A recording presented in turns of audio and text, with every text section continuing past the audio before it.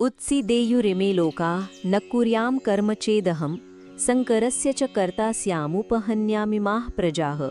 अर्थात यदि मैं कर्म न करूं तो ये सारे लोक नष्ट भ्रष्ट हो जाएंगे और मैं वर्ण संकरता का कारण बनूंगा तथा इस समस्त प्रजा का विनाश करने वाला बनूंगा।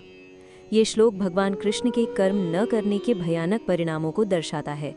पहला परिणाम होगा सार्वभौमिक विनाश। यदि भगवान जो ब्रह्मांडीय व्यवस्था के पालक हैं स्वयं ही निष्क्रिय हो जाएं तो पूरी व्यवस्था ढह जाएगी। लोग अपने अपने कर्तव्य छोड़ देंगे जिससे समाज में अराजकता फैल जाएगी और अंततः सभी लोग नष्ट हो जाएंगे। कृष्ण कहते हैं कि मेरी निष्क्रियता इस सामाजिक पतन का कारण बन जाएगी।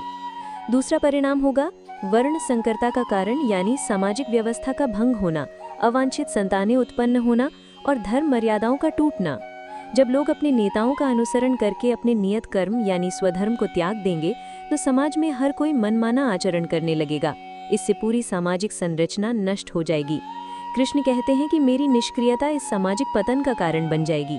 तीसरा परिणाम होगा प्रजा का विनाश। इन सब का अंतिम परिणाम क्या होगा? मैं ही इन सब प्रजाओं का विनाश करने वाला बनूंगा।